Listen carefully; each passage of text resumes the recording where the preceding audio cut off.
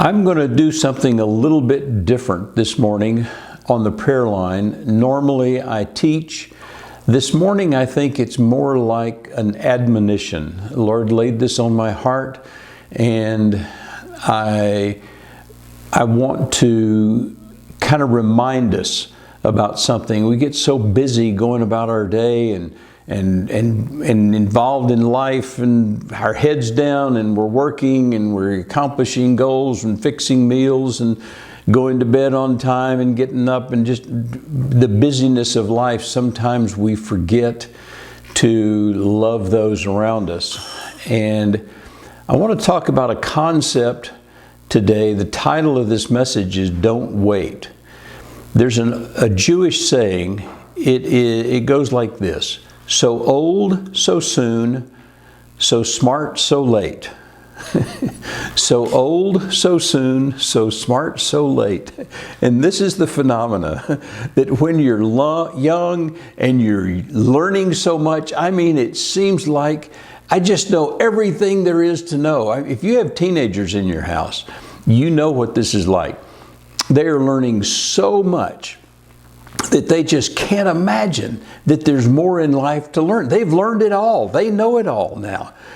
And of course, as we get older, instead of seeing how much we've learned, we kind of start seeing how little we know.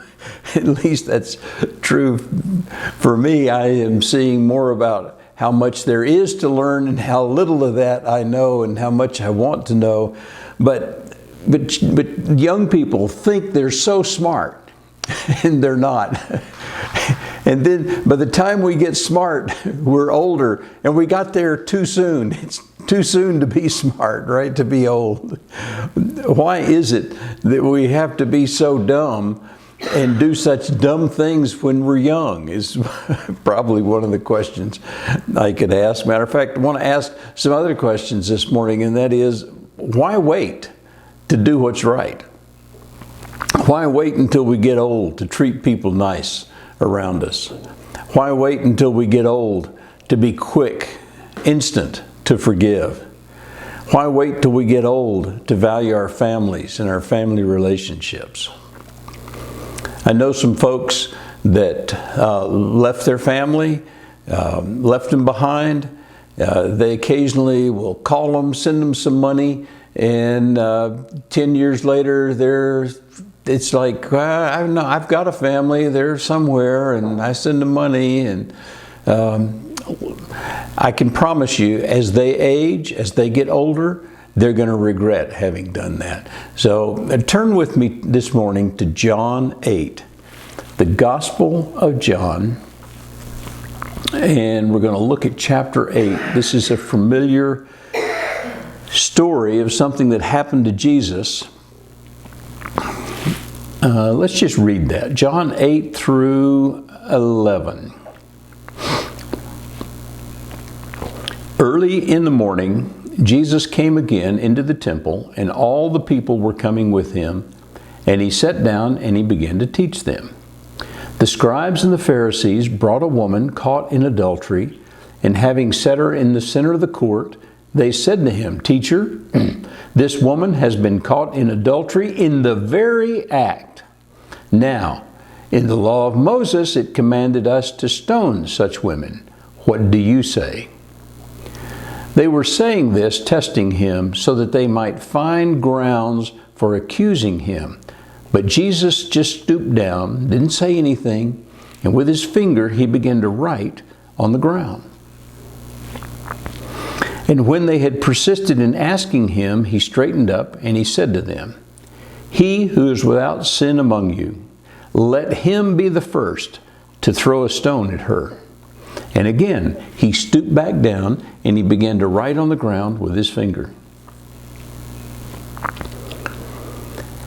When they heard this, they began to go out one by one, beginning from the oldest down to the youngest.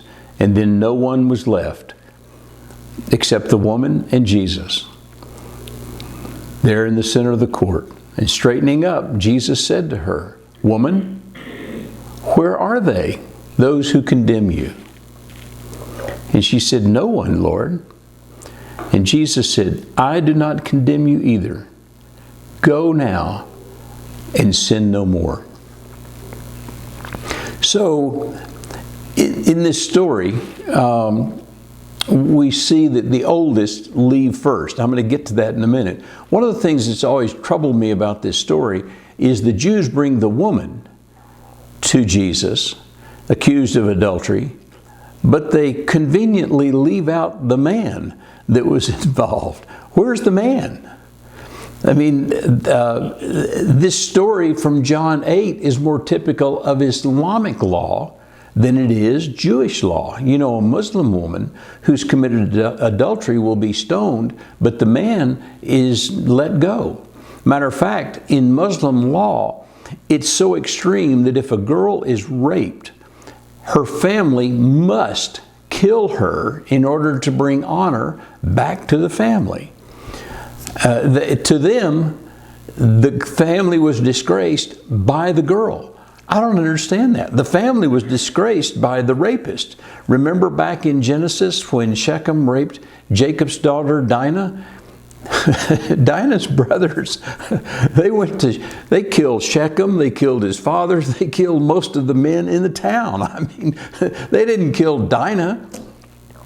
You know, these Pharisees here seem to have forgotten Leviticus 20:10 that says that both the adulterer and the adulteress are to be put to death. So obviously, the religious leaders of Jesus' time had already kind of gotten off the mark a little bit. And so now here they are, they're going to try to trip up Jesus. So what do you suppose Jesus was writing in the dirt? We'll never know, but I don't know, was it the names of the women that some of these men had had affairs with? Was it the names of the men who had slept with this particular woman, maybe? How about secret sins that some of these men had committed? How about the scripture from Leviticus that says both the man and the woman should be stoned? I don't know what he was writing, but whatever he wrote, it touched their hearts and touched their minds. And you'll notice that when the crowd started dispersing, they started dispersing from the oldest one. It was the wisest person in the crowd that said, "Yeah, I think maybe I'd better not condemn this lady and I better let her go." The older men were less rash. They were less harsh, less hasty to judge. The older men were quicker to forgive and less likely to condemn. The older men were wiser about this situation than the younger men were. This reminds me of how we do church government in my church, the Charismatic Episcopal Church. There are governing councils at every level, at the church level, at the diocesan level, at the whole church, the nation. And each one of these councils is set up with men who love the Lord and who can hear from the Holy Spirit. And when we get together to have a meeting at a council, we bring up a subject, and we don't spend a lot of time talking about the subject. There's not a lot of discussion about the pros and the cons, because what we want to do is we want to hear the voice of God in this matter, whatever it is. And so we'll bring up the topic, discuss it enough so that everybody knows what we're talking about, and then it's time to go to prayer. And we may pray for a while over the topic. And then whoever's leading the meeting will say, "Okay, what do you hear from the Lord?" And the first person they ask that question to is the youngest in the Lord in that meeting. And in other words, they go to the youngest person because then he doesn't have the advantage of hearing what the older, wiser people have to say. And so he has to just say, "Well, I think this is what I hear from the Lord." Maybe he hears something, maybe he doesn't. And then you go to the next oldest in the Lord, and you go around like that until finally you get to the last person who is the oldest in the Lord. And you ask them, "What did you hear from the Lord?" And then based on what everybody heard, we come into consensus. If there were several people in the group that are just certain that they heard the Lord say, "No, don't do this," but there are others that think the Lord said yes, then what we'll do is we'll just table it because we want to make sure we're in consensus. I think this is a great model for family government, for husbands and wives coming together and being able to come together in consensus about what they're hearing. And sometimes it's not about the logic, it's not about the pros and the cons, it's about what are you hearing from the Lord. But anyway, in our system of government, we start with the youngest, the least wise, and ask them and then go around the room to the oldest. So what happens between age 25 and age 75? Older people just seem to mellow out as they age. I mean, some become cranky and bitter, but most become much more forgiving, much more tolerant. They become nicer. Or those who, when they were in their 20s, spanked their kids every time the kid turned around. When they get to their 70s and their 80s, they're horrified when somebody spanks a child. Something changed. Some of those people were anxious to enlist in World War II or in the Korean War or even the Vietnam War. They wanted to go and fight for a cause when they were young. But you know what? When they get to their 70s or their 80s, they're calling for us to bring all the troops home from Afghanistan and any other war and don't get any in a war. A war is an awful thing, they say. I just don't see why we have to send our children off to die. The attitudes change as we age, and war is awful. It's not right that people have to go to war and get killed and come back maimed or with nightmares for the rest of their lives or whatever. But you know what? When our freedom is attacked, we need energetic, rash, young men who are willing to fight for our freedom and to turn away aggressors that would come against us. I mean, otherwise, we'll just end up in slavery. If it was just old people, we'd just end up in slavery because folks would run over us. But there's a tension there between the old and the young, and I think that tension is supposed to be there. There's a balance in society. If all of society was made up and run by old people, there would be nothing happening. There would be nothing new that would ever come up. There would be nothing. We'd never try anything daring.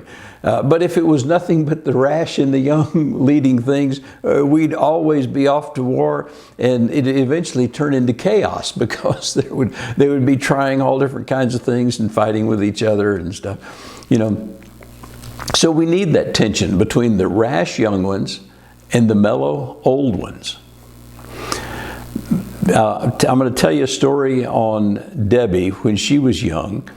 Her stepfather was one of these rash young men who is not very mellow. He eventually did mellow, and I want to tell you about that. But when he was younger, Debbie was struggling with algebra, for instance, and she couldn't understand it, and he'd get mad at her and slap her on the back of the head. Why can't you get this?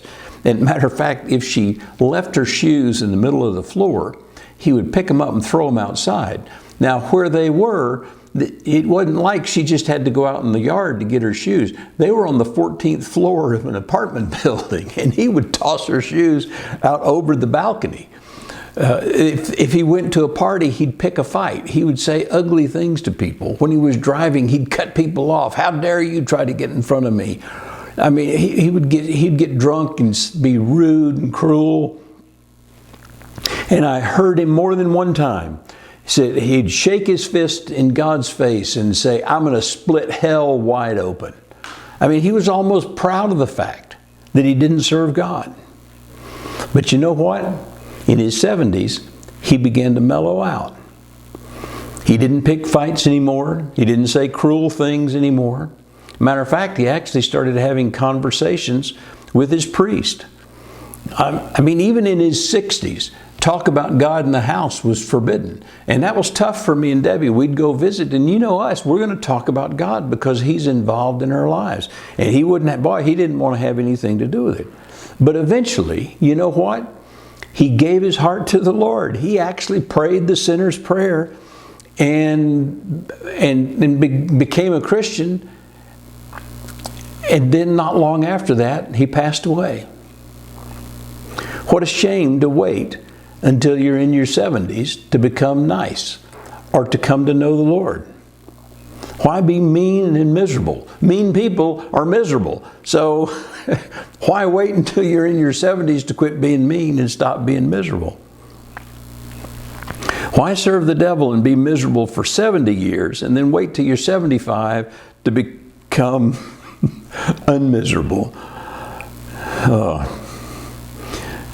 Give your life over to God completely while you're young so that you can enjoy the benefits of living a good life. Why wait till you're 70 or 80 to live right and to treat people around you right?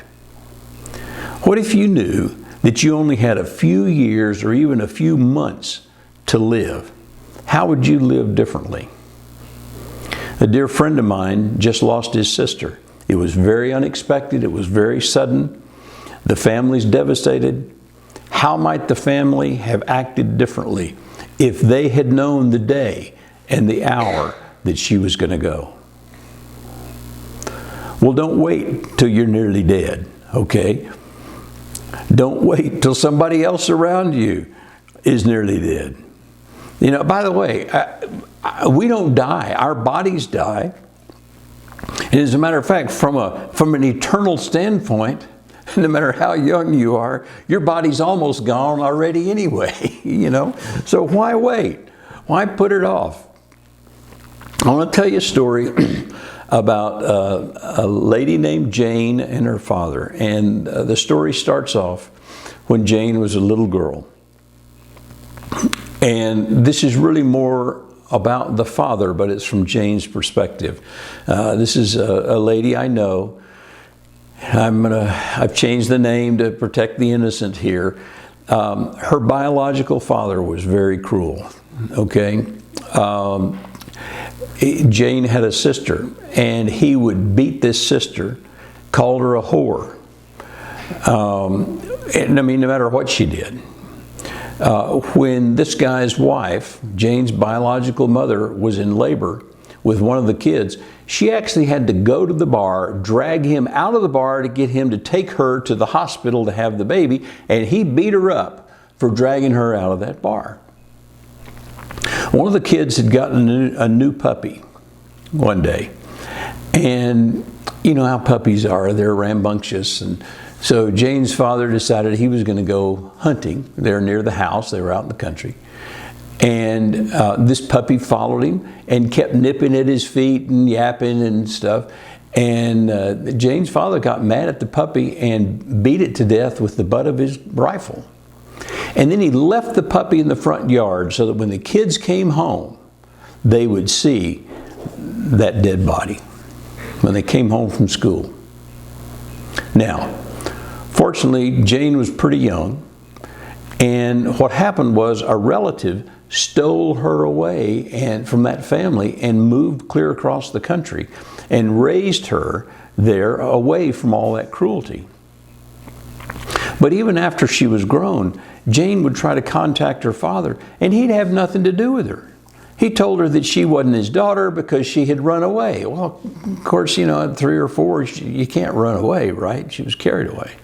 Well, anyway, recently, Jane and her brothers and her sister went to visit her dad because he was on his deathbed. And Jane said it was like visiting a different person. He was kind, he was gentle, he had good words to say about his children. Maybe the only good words he had ever said to them, he said to them on his deathbed. He called Jane his special daughter then. It was as if he didn't even remember all the pain that he'd caused. Needless to say, this left Jane very confused and a little angry. Why couldn't he have acted even a little bit like this over the last 50 years? Why couldn't he have been nice just a little sooner to give me a chance to get to know my father? I've had to steel myself against all these horrible memories of him. I've had to push him out of my mind, and now I can think about him and I can love him again. Why did he wait to become a human being and to become my daddy? The father figure situation with Jane's relative wasn't very good either, particularly, because when Jane moved in with her relative, she'd been married, or she was married, and this, so that would be her stepfather then at the time. He was the music director at the church, and he would go over to the organist's house every once in a while. He would take Jane with him, and he would leave her in the car while she's young. You know, she's 4 or 5 or 6, 7, whatever it was. She'd leave him in the car, and she knew something was going on in the house besides choir practice, but she didn't know what it was. Well, he was having an affair with her, and he eventually leaves Jane's relative, divorces her, marries the organist, and they lived together, and you know, until she eventually died of cancer. And listen, this is the kind of the sad part about this. Of course, Jane, being a young child when this happened, felt like it was her fault that they got divorced, and that he left, and she didn't know what had happened. And this was her dad. She'd grown to learn him as that.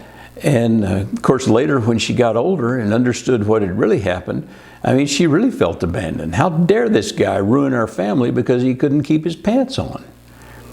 Well, eventually, this guy's second wife died, and he starts getting lonely, and he starts trying to contact Jane and her, quote, mom, or the relative that had raised her, and you know, kind of like her biological father. All of a sudden, he was all apologetic and all wanting to do things right, and oh, can't you come back and be with me and be my daughter, and all those kind of things. And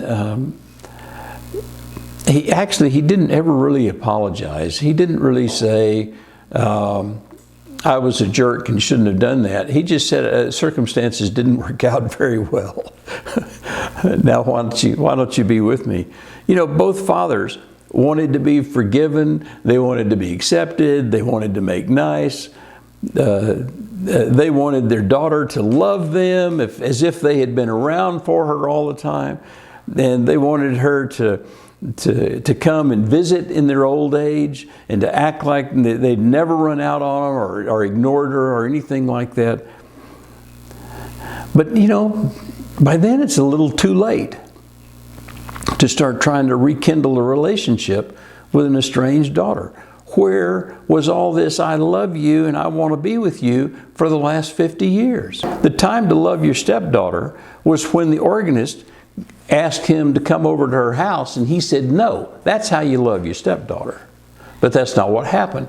And so Jane was left to wonder about all this. I've wanted a father all my life, and now that I'm too old for it to really make any difference in my life, all of a sudden they want to be my daddy. How am I supposed to handle all this? What's she supposed to do?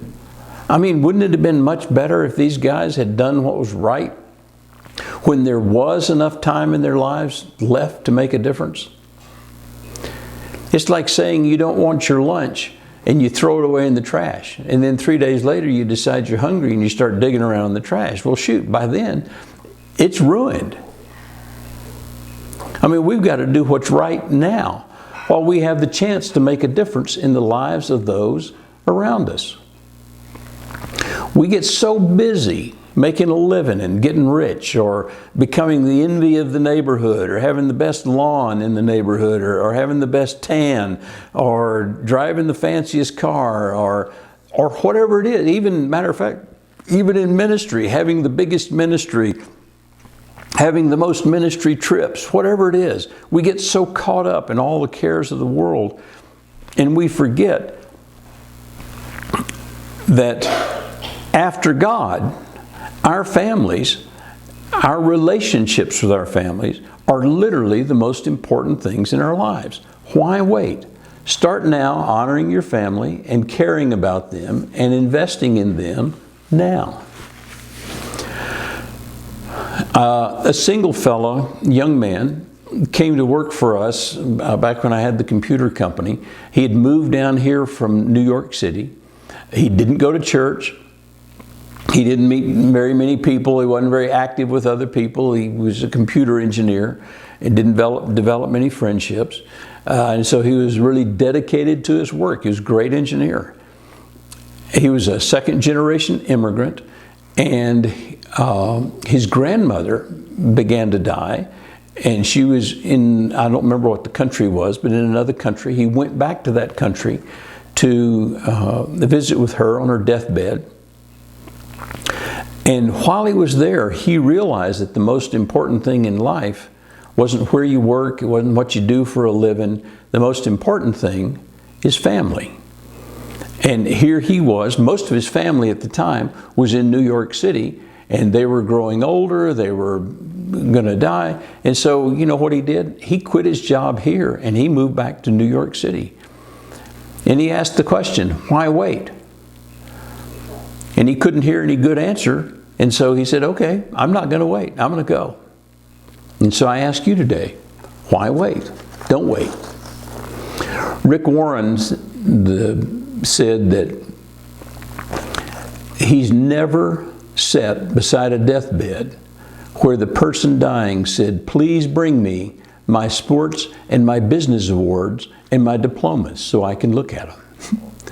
Or somebody on their deathbed, he's never heard them say, bring me my money in cash so I can count it again. Or where are all the people I worked for or worked with? Bring those people to my deathbed. He said they never say that. He said when they're dying, the only thing people are thinking about is family and people and relationships. In conclusion, I saw a cartoon the other day about procrastination, and it was making fun of the signs along the road. You know, it'll be like a series of 4 or 5 signs that have a message. And so the first sign said, or procrastinators convention. And then the next sign said, beginning this Friday. And then the next sign said, or maybe Saturday or maybe Sunday. And then the next sign said, or whenever. The point is, don't procrastinate. Don't wait until you're at the end of your life to make nice with people around you. Be the kind of person your family wants to be around now. Be the kind of person who loves their family and wants to spend time with them, wants to dedicate themselves to them. Make amends with those that you've wronged or that have wronged you. Don't wait. Or at least try to make amends, but don't wait for it. Don't wait until you're dying to tell people what you think about them and how you love them. Do whatever is honorable and right. Live a morally straight life now so you and your family won't look back on your life with regret. Be careful with your money and what you spend it on. All those toys you're buying for yourself, they're not going to mean anything on your deathbed. Spend the money now on your family and make it count for them while you can watch them enjoy spending it. Don't wait until they're dying to tell them how much you love them or how special they are. Or don't wait until you're dying to do special things for them or to spend time with them. Do something nice for somebody you love today while you can. People die, children grow up, circumstances change. There's no guarantee that you or they will be here tomorrow. Now is the time to express your love. Why wait? And I ask that question in closing, why wait?